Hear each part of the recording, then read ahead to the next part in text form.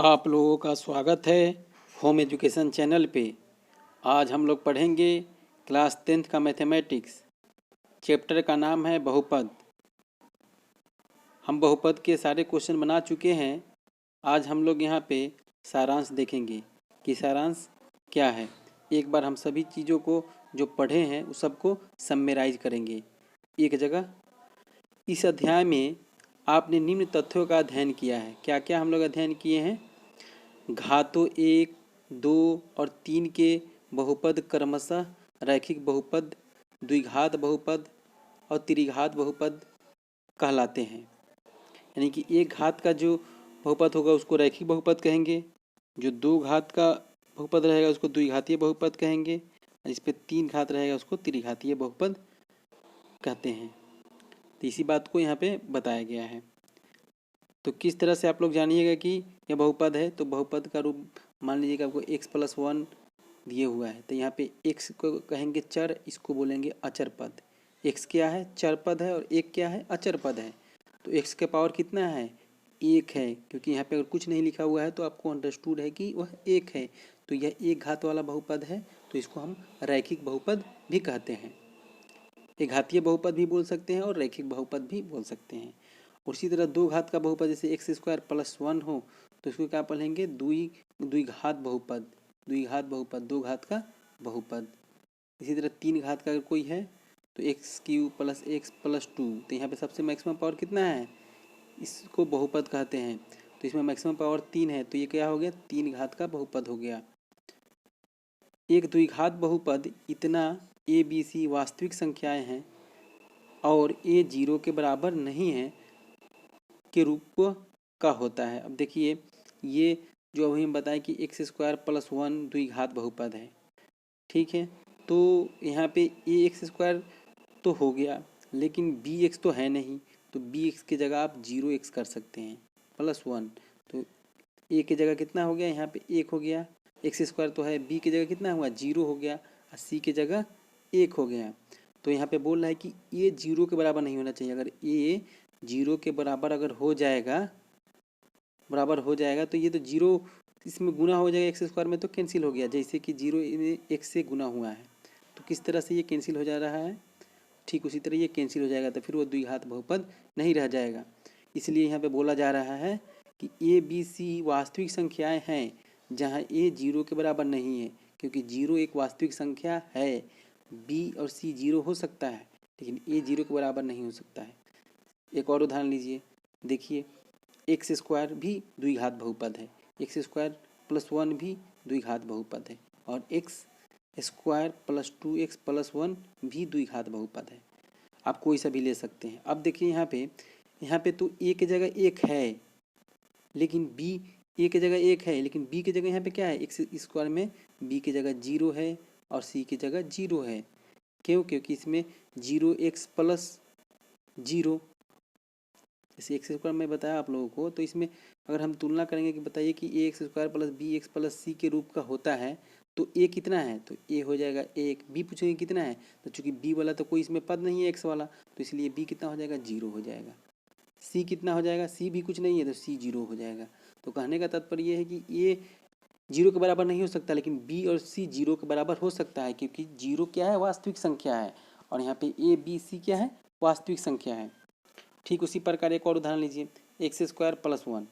अब देखिए यहाँ पे a 1 है, b क्या है? b तो यहाँ पे है नहीं, क्योंकि x वाला पद तो कोई है नहीं, तो b यहाँ पे 0 है। c कितना है?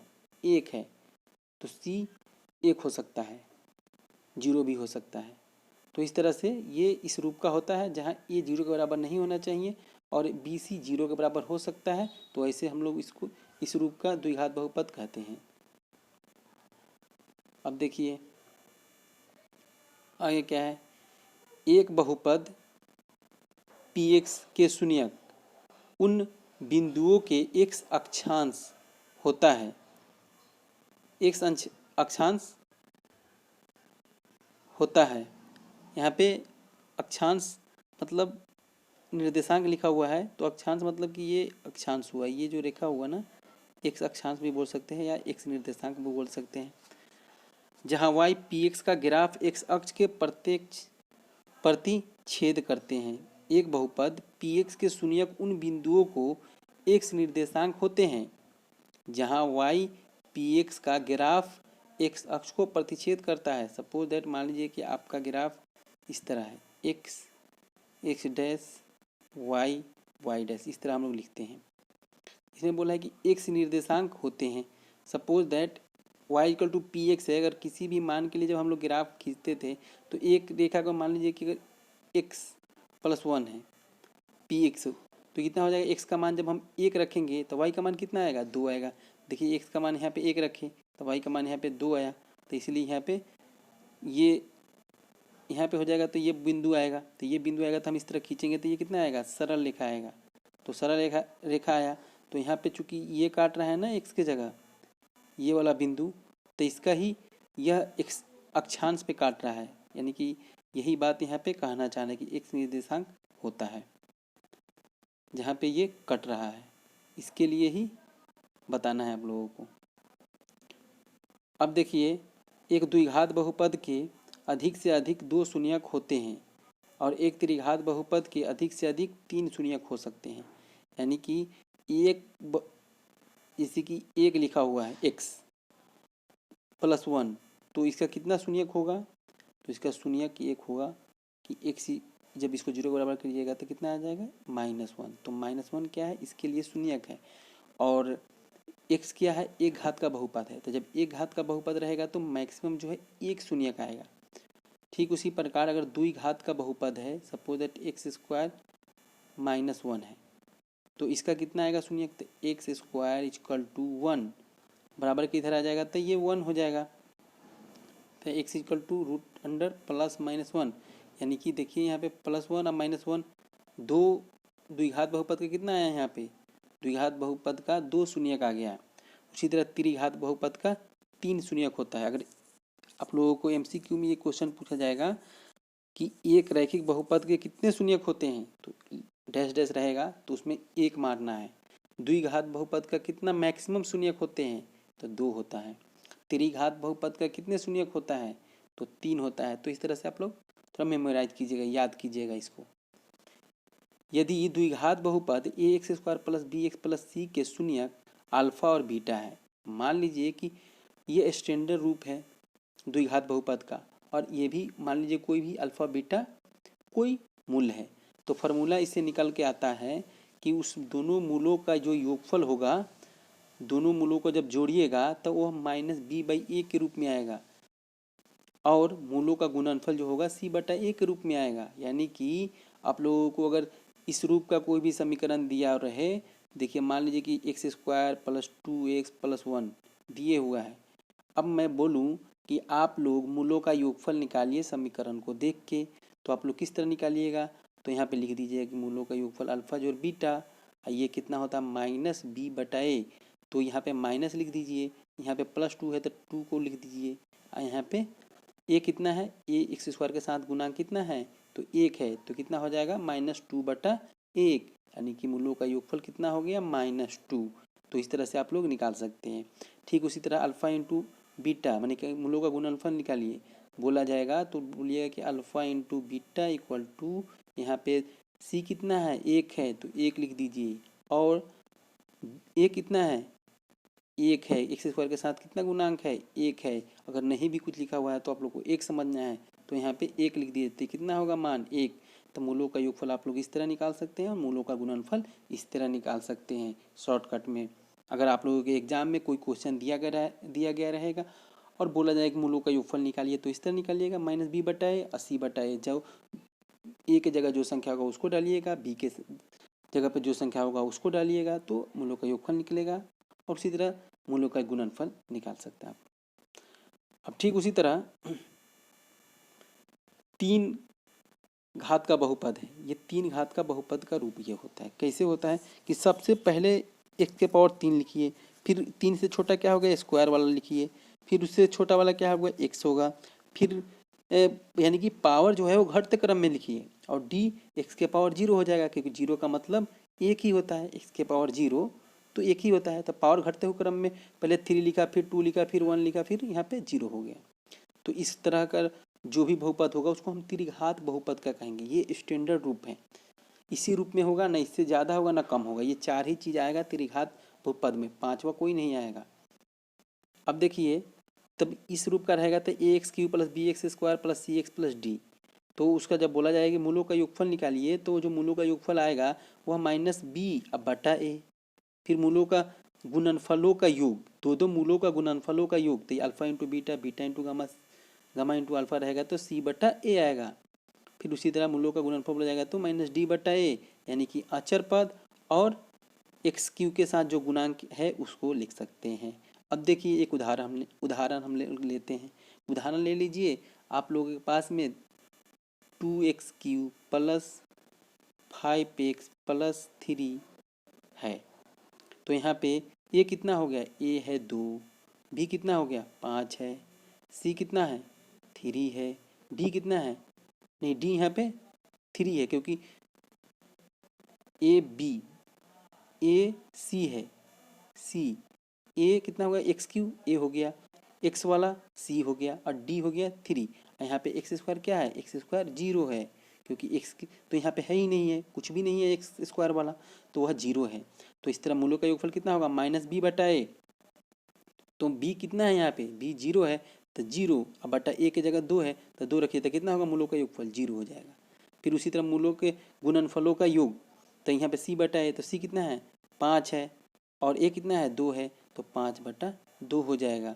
फिर उसी तरह आप लोगों को बोला जाएगा मूलों का गुणनफल निकालिए, तो माइनस डी बटा ए, तो माइनस डी की जगह लिख दीजिए माइनस फार्मूला का, और डी की जगह 3 है तो 3 लिख दीजिए, और ए की जगह कितना है 2 है तो 2 लिख दीजिए। तो इस तरह से आप लोग बना सकते हैं। कोई भी समीकरण दिया रहेगा तो आप सबसे पहले उसको ए बी सी निकाल लीजिएगा, ए बी सी डी इसके आधार पे निकालिएगा, a x cube plus b x square plus c x plus d, इससे कंपेयर करके। अगर स्क्वायर वाला होगा तो इसका स्क्वायर वाला से तुलना कीजिए, और क्यू वाला होगा त्रिघातीय बहुपद होगा 3 घात वाला, तो उसको उससे तुलना कीजिएगा।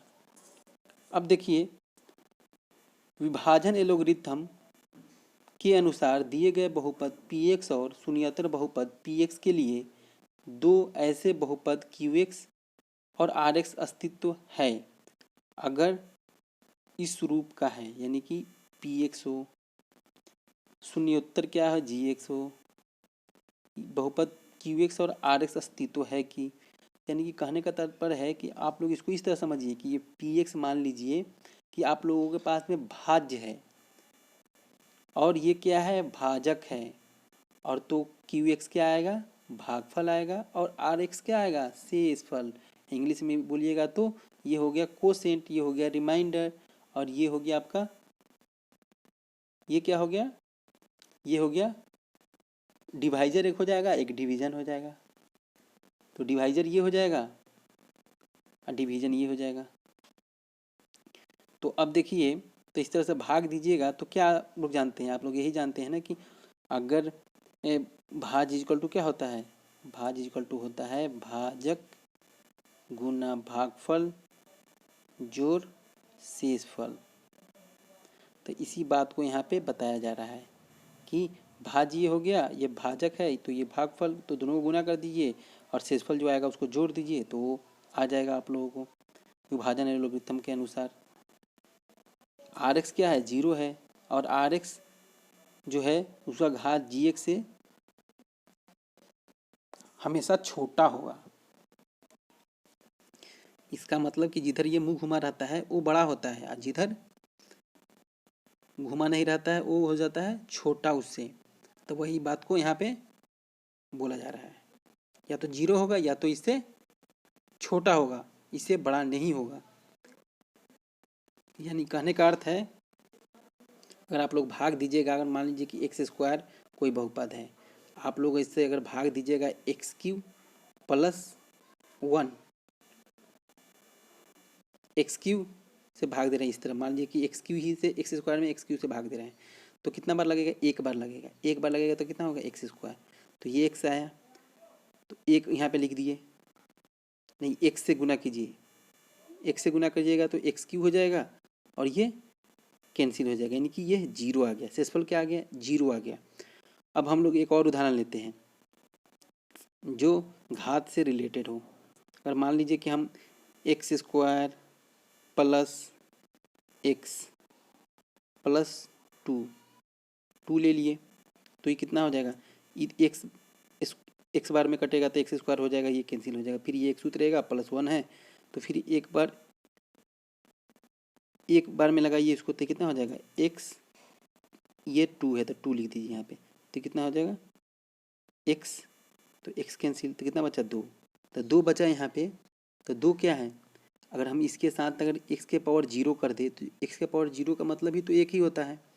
तो जब 0 हो जाएगा x के पावर 0, तो यहाँ पे जो x का पावर जो है 1 है, और तो इससे तो कम ही हो रहा है ना, ये क्या है, ये भाजक है और ये शेषफल है, तो शेषफल का जो घात होगा हमेशा वह भाजक से कम होगा। उसी बात को यहाँ पे बोला जा रहा है कि शेषफल का घात हमेशा भाजक के घात से छोटा होगा।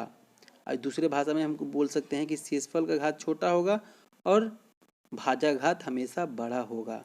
यही बात को यहाँ पे बोला जा रहा है। तो हम आप लोगों को कई उदाहरण से समझा दिए। आज के लिए बस इतना ही। आप लोग मेरे चैनल को सब्सक्राइब कीजिए, वीडियो को लाइक कीजिए, और वीडियो में कोई भी दिक्कत आ रहा है तो कमेंट सेक्शन में लिख के बताइए, ताकि मैं आप लोगों के लिए और अच्छा से अच्छा वीडियो ला सकूं। Thank you.